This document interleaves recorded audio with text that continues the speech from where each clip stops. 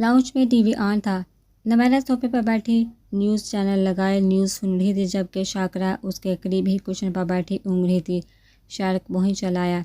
नवैरा ने एक नज़र से देखा था, उलझा उलझा सा कुछ पुरसोच अंदाज लिए वो सोफे पर बैठ गया था। तुम यहाँ बैठे बैठे क्यों ऊँग रही हो? जाओ जाकर सुकून से सो। शार्क की नज़र शाकरा पर पड़ी तो वो टोक गया। वो हड़बड़ाकर सीधी हुई थी। फ़ौरन नवैरा को देखा, जिसने उसे अपने पास रहने को कहा था। अब क्या देख रही हो, जाओ अंदर। और हाँ, अम्मा सो गई। उसके साथी से कहने पर शाकरा फ़ौरन खड़ी हो गई थी। जी, एक गिलास पानी ला दो। नवैरा टीवी पर नज़र जमाए बैठी थी। शाकरा शार्क के हुक्म पर फ़ौरन वहाँ से चली गई थी। न्यूज़ देखी जा रही है, इसका मतलब है तुम्हें न्यूज़ से भी दिलचस्पी है। सोफे की पूछ से टेक लगाए वो अब नवैरा को देख रहा था। नवैरा ने सिर्फ मुड़ कर देखा था। जी, न्यूज़ दिलचस्प मराहल में थी। यूं ही छोड़ कर जाने को दिल न चाहा उसे। टीवी में एक न्यूज़ ही तो अच्छी लगती थी और टाइम निकाल कर वो अक्सर औकात ज़रूर देखती थी। शाकरा पानी लेकर आई थी। शार्क को गिलास थमा कर उसने नवैरा को देखा, जैसे पूछ रही हो कि अब जाऊं या बैठूं। वैसे तो थकन से बुरा हाल हो रहा था। दिल चाह रहा था कि एक मिनट ज़ाया किए बगैर फ़ौरन बिस्तर पर जा लेटे। सिर्फ नवैरा की वजह से रुकी हुई थी। बैठ जाओ, ये थोड़ी सी न्यूज़ रह गई हैं, फिर चलते हैं अंदर। नवैरा के कहने पर शार्क सामान्य पानी पीते हैरत से नवैरा को देखा। शाकरा के लिए उसका ये हुक्म उससे बड़ा अजीब लगा था। शाकरा फ़ौरन बैठ गई थी। शार्क सामान का जहन बहुत उलझा हुआ था। अगर वो हकीकतन परेशान ना होता तो ज़रूर नवैरा के इस रवैये पर गौर करता। वो सर झटकर अपनी जेब से चंद एक कार्ड निकाल कर देखने लगा। एक कार्ड पर दर्ज मोबाइल नंबर वो अपने सेल पर डायल करने लगा था। एसपी अंजम से रब्ता होते ही वो बात करने लगा। अंजम, मैं शार्क बोल रहा हूँ। न्यूज़ सुनते नवैरा को शार्क सामान की आवाज़ बड़ी डिस्टर्बिंग लगी। नागवारी से उसे देखा। हाँ यार, सब हैरियत है। हाँ, इसीलिए कॉल किया। इमरान ने बता दिया होगा। बस क्या बताऊँ यार, ये लाला मंसूर भी गले की हड्डी बनता जा रहा है। नज़र रखो उस पर। हाँ, इसीलिए कॉल किया। बड़े लंबे हाथ हैं उसके।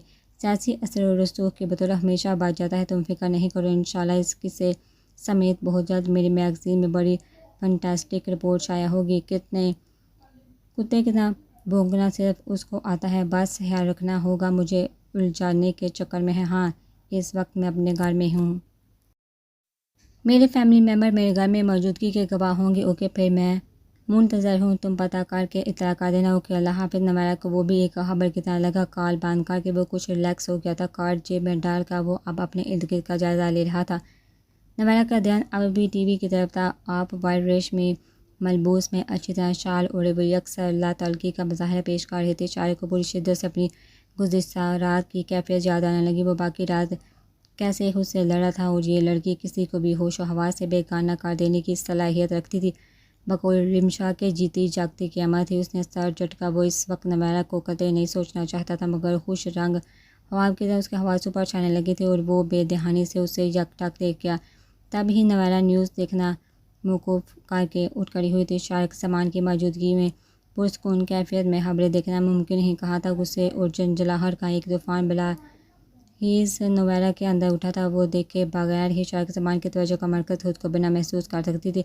लबो लहजे उसने शार्क सामान को देखा। कितनी नागवारी थी उस वक्त उसकी आंखों में। काश वो अंदाज़ा कर सकता। तुमने टीवी क्यों ऑफ कर दिया? लगा रहने दो।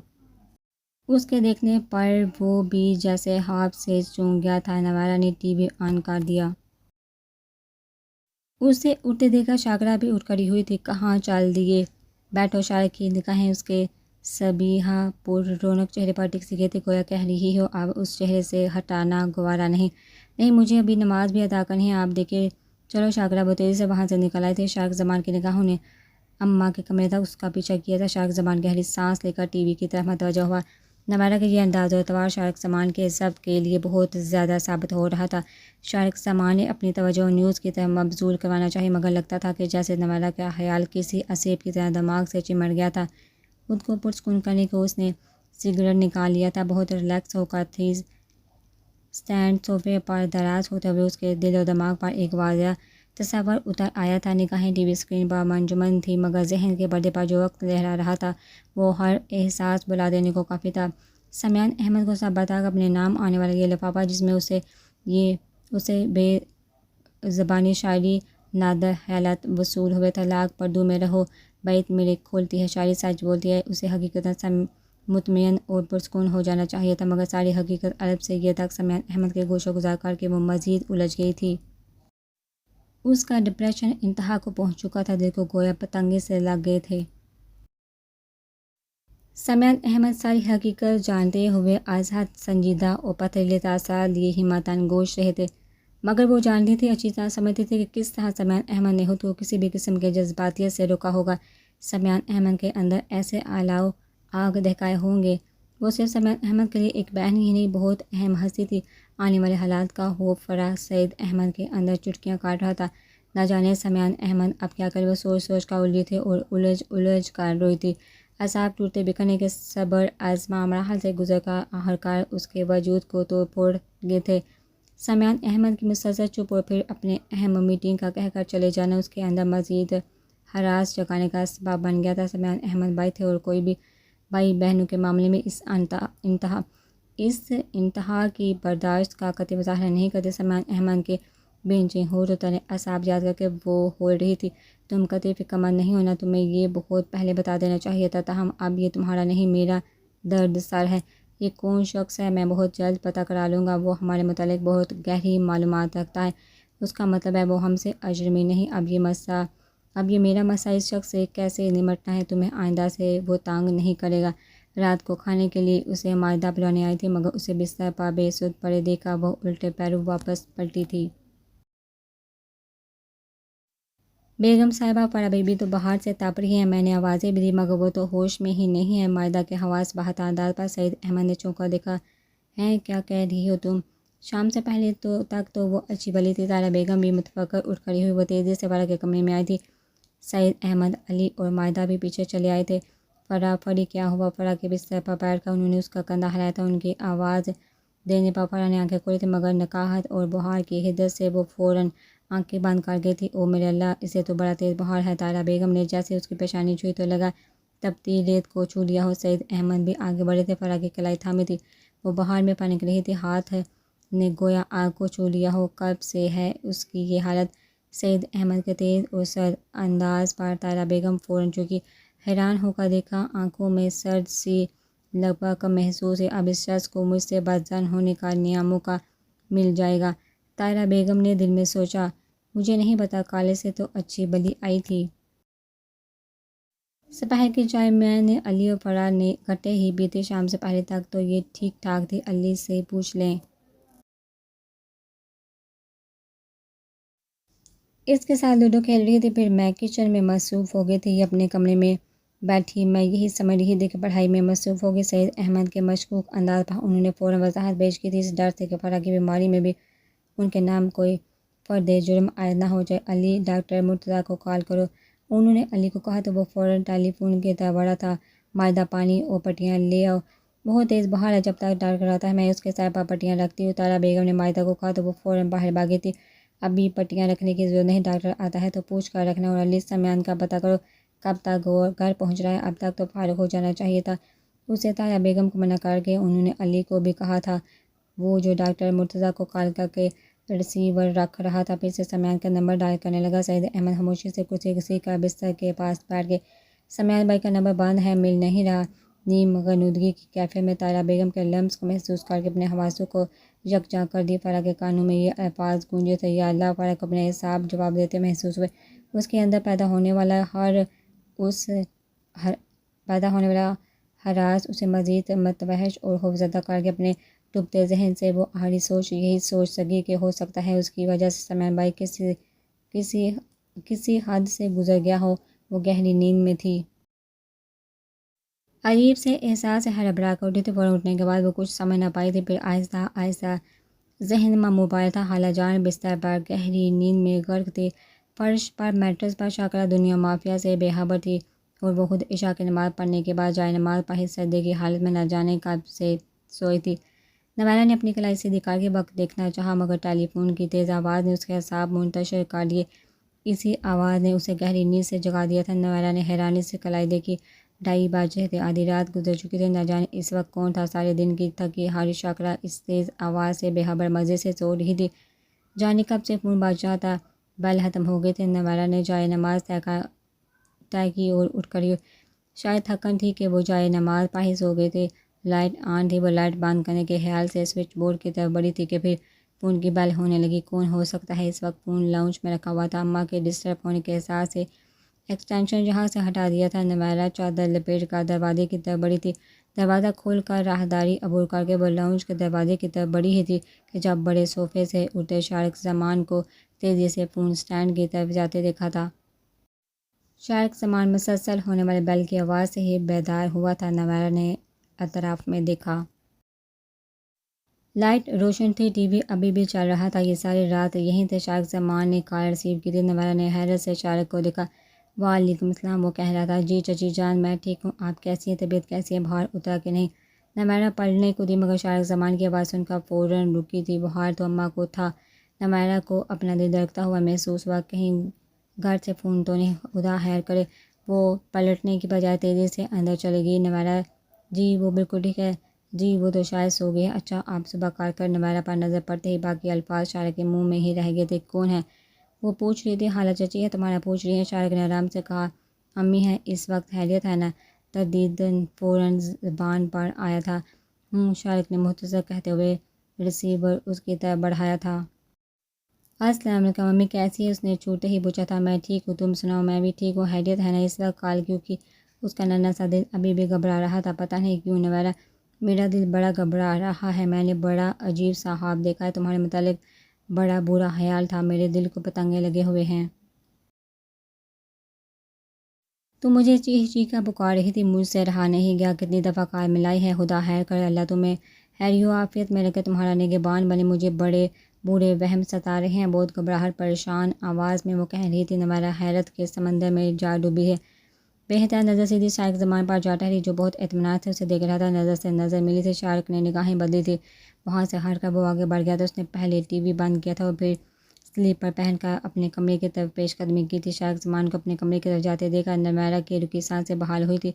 کچھ نہیں ہوتا، خواب تو بس خواب ہوتے ہیں، بس آپ بخار میں ہیں، ڈر گئی ہوں گی، فکر نہ کرے۔ آیت الکرسی پڑھ کر اپنے اوپر پھونکے اور تصور میں میرا خیال کر کے مجھ پر بھی پھونکے، انشاءاللہ ساری گھبراہٹ اور پریشانی ختم ہو جائے گی۔ اس نے رسانیت اور حلاوت سے ماں کو تسلی دی۔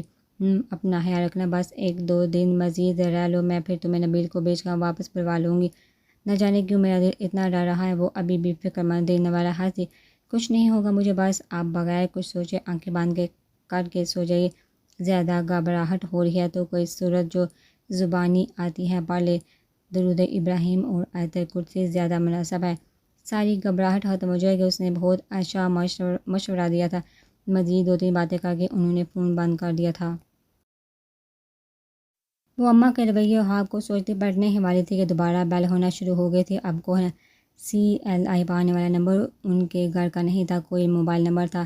بیل مسلسل ہو رہی تھی۔ اس سے پہلے کہ شارق زمان کمرے سے باہر آتا اس نے فوراً کال ریسیو کی تھی۔ ہیلو۔ نمیرہ دوسری طرف اس کی صورت صرف ہیلو پڑھ رہی، بہت بے سادگی اور تڑپ کر کہا گیا تھا۔ نمیرہ حیران رہ گئی۔ نمیرہ بول رہی ہیں دوسری طرف؟ اب پہلے سے زیادہ شدت سے پوچھا گیا تھا۔ مگر آپ کو؟ وہ الجھ کر رہ گئی۔ میں رضا ہوں، فوراً طارق کروایا گیا۔ نمیرہ کو اپنے اعصاب پرسکون ہوتے ہوئے اگلے ہی لمحے پھر کشمکش کی زد پر محسوس ہوئے۔ رضا تم خیریت تو ہے نا؟ پہلے امی کی کال، اب رضا کی۔ نمیرہ کے دل کو پتنگے لگے۔ ہاں ویسے تو خیریت ہے، مگر وہ الجھ کر بات ادھوری چھوڑ گیا تھا۔ شاید نمیرہ کو اپنے اعصاب طوفانوں سے نبر آزما محسوس ہوئے۔ کیا بات ہے؟ اس وقت تم نے کال کیوں کی؟ گھر میں سب خیریت تو ہے؟ بالکل ہر طرح سے خیریت ہے، بس ابھی تھوڑی دیر پہلے مجھے عجیب سے وہم ستا رہے تھے، میرا دل گھبرا رہا تھا، میں نے نیند میں بڑا عجیب سا خواب دیکھا، سمجھ نہیں آ رہا تھا کہ کیا کروں، سوچا آپ سے بات کر لوں۔ اب ٹھیک ہیں؟ دوسری طرف وہ کہہ رہا تھا۔ نمیرہ حیران اور ششدر اسے سن رہی تھی۔ میں بتا نہیں سکتا کتنا برا خواب تھا، اللہ خیر، اللہ کرے سب جھوٹ اور رضا۔ نمیرہ کے خون کا کپ کپا اٹھے تھے۔ ابھی امی کی کال آئی تھی، وہ بھی یہی کہہ رہی تھی کہ انہیں میرے متعلق بہت برا خواب آیا ہے، اور تم بھی؟ نمیرہ کا دل خوف سے بند ہونے لگا تھا۔ تائی امی نے کال کی تھی؟ ہاں ابھی میں آ رہا ہوں آپ کے پاس، پتہ نہیں کیوں میرا دل کہہ رہا ہے کچھ ہونے والا ہے، میں بس آنے لگا ہوں۔ نمیرہ کو رضا ایک دم بدحواسا محسوس ہوا۔ نمیرہ گھبرا گئی۔ نہیں رضا، اب ایسی بھی کوئی بات نہیں، میں بالکل ٹھیک ٹھاک ہوں، تم سے بات کر رہی ہوں، اور بھلا مجھے یہاں کیا نقصان پہنچ سکتا ہے؟ فکر کرنے کی ضرورت نہیں، ابھی بالکل گھر سے نکلنے کی کوئی ضرورت نہیں، چچا جان سے جوتیاں کھانی ہیں، صبح آرام سے آنا، پھر بات ہوگی۔ اس نے اپنے آپ کو بحال کرتے ہوئے اسے بھی ٹالا تھا۔ پھر مزید چند باتیں کر کے اس نے ریسیور رکھ دیا تھا۔ اب کس کی کال تھی وہ پلٹی تھی شارق کو قدرے پاسے پر دیکھ کر ٹھٹکی رضا کی۔ اس نے منہ سے کہا رضا کی کیوں اس وقت جہاں شارق بھی حیران ہوا۔ کچھ نہیں بس ویسے ہی بات کرنا چاہتا تھا، نوارا نے ٹالا تھا۔ شارق زمان نے بغور سے دیکھا، گرم شال اچھی تھا اور ایک کافی نپے تلے انداز میں مخاطب تھی مگر کچھ الجھی ہوئی بھی تھی۔ شارق زمان کو ہمیشہ کی طرح اب اس وجود سے بے پناہ کشش سی محسوس ہوئی۔ شارق زمان کے اندر اس پل ایک عجیب سے احساس نے کروٹ لی تھی۔ نوارا اپنے آپ سے الجھی ہوئی تھی، وہ شارق زمان کی نگاہوں کے زاویے نہ دیکھ پائی تھی۔ وہ اماں اور رضا کی کال پر پریشان تھی، دونوں کو بیک وقت ایک جیسا ہی خواب آیا تھا، دونوں پریشان تھے، دونوں نے فوراً کال کی تھی اور خود بھی حیران تھی۔ اماں کی پریشانی پھرتی تھی مگر رضا حمید، اس کی پریشانی، اس کا تردد، اس کا اضطراب، وہ اس وقت سخت اذیت میں گرفتار نظر آ رہی تھی، اتنی زیادہ کہ اپنے گرد و پیش کو قطعی فراموش کیے ہوئے تھی۔ پر شارق زمان کی موجودگی اس کی نگاہوں کی تپش ہر چیز بھول گئی تھی اور شاید یہی بھول اس کی زندگی پر گھات لگانے کو بالکل مستعد۔ اس وقت ایک کپ چائے مل سکتی ہے؟ رات گئے شارق زمان کی فرمائش پر نوارا نے انتہائی تعجب سے اسے دیکھا۔ اس وقت اس کے ہونٹوں سے بے احتیاط پھسلا تھا، اگر تمہیں زحمت نہ ہو تو، ورنہ کوئی بات نہیں۔ شارق اپنے ہی اندر کی آوازوں سے گھبرا کر فوراً ٹوک بھی گیا، نہیں میں بنا دیتی ہوں۔ نوارا کو اب یوں منع کرنا بھی اچھا نہ لگا، دماغ تو پہلے ہی اچھا خاصا الجھا ہوا تھا، پہلے اماں کے فون اور پھر رضا کی گفتگو نے اچھا خاصا اثر ڈالا تھا، یوں لگ رہا تھا کہ گویا دماغ بالکل مفلوج ہو گیا ہو۔ بغیر سوچے سمجھے وہ ہاں کر بیٹھی تھی۔ نوارا کے یوں بلا تردد مان جانا شارق زمان کے لیے حیران کن ہی تھا۔ میں اپنے کمرے میں ہوں، اسے کہہ کر وہ چلا گیا تھا۔ نوارا کچن میں چلی آئی تھی، چائے کا برتن چولہے پر چڑھا کر وہ بے ہوش سے الجھنے میں مصروف ہو گئی تھی۔ میں کل گھر کا چکر ضرور لگاؤں گی، اماں کا بہار سے برا حال ہے، نہ جانے طبیعت کتنی خراب ہے، تب ہی الٹے سیدھے وہموں سے گھبرا گئے ہیں۔ چائے تیار کرتے ہوئے وہ سچ سلوح سے نمبر آزما تھی، اس کی سوچ کا محور صرف اماں تھی۔ رات کے اس پہر شارق زمان کے لیے چائے تیار کرتی، اس کی سوچ صرف اس بھنور میں الجھی ہوئی تھی۔ چائے تیار کرنے میں اسے کچھ وقت لگا تھا، اپنی سوچوں میں الجھی اس نے کپ تیار کیا تھا، چائے کا کپ شارق کے کمرے کی طرف لے جاتے وہ ایک لمحے کو ٹھٹک گئی تھی۔ رات کے اس پہر شارق کے کمرے میں جانا مناسب ہے یا نہیں، وہ جیسے کسی خواب سے بیدار ہوئی۔ شارق زمان کے دروازے کے سامنے اس کے قدم ساکت ہو گئے تھے، وہ تو دن کے اجالے میں بھی اس شخص کی طرف سے نہایت بدگمان رہتی تھی اور اب رات کے اندھیرے میں وہ اس کے در پر کیسے دستک دے لیتی۔ شارق کی نازکی تحریر آنکھوں کی پیمبر چیز روزے روشن کی طرح عیاں ہو گئی۔ حیرت ہے، نوارا حیران تھی کہ وہ چائے تیار کرنے کے لیے کیسے مان گئی تھی۔ اسے اپنی گزشتہ کیفیت ایک دم یاد آنے لگی، اندر آ جاؤ۔ اس کے اندر زبردست تحریک برپا ہو چکی تھی جو اسے اندر جانے سے بری طرح روک رہی تھی۔ کیا ہو گیا ہے؟ کہا تو نہیں جائیں گے، مجھے اب تو ذمہ داری لی ہے، چائے پکڑاتے ہی واپس ہو لوں گی۔ اپنے ہی احساسات سے گھبرا کر اس نے خود کو ڈانٹ دیا، بلکہ اس نے اپنے آپ کو بہلایا تھا، دل کو حوصلہ دیا۔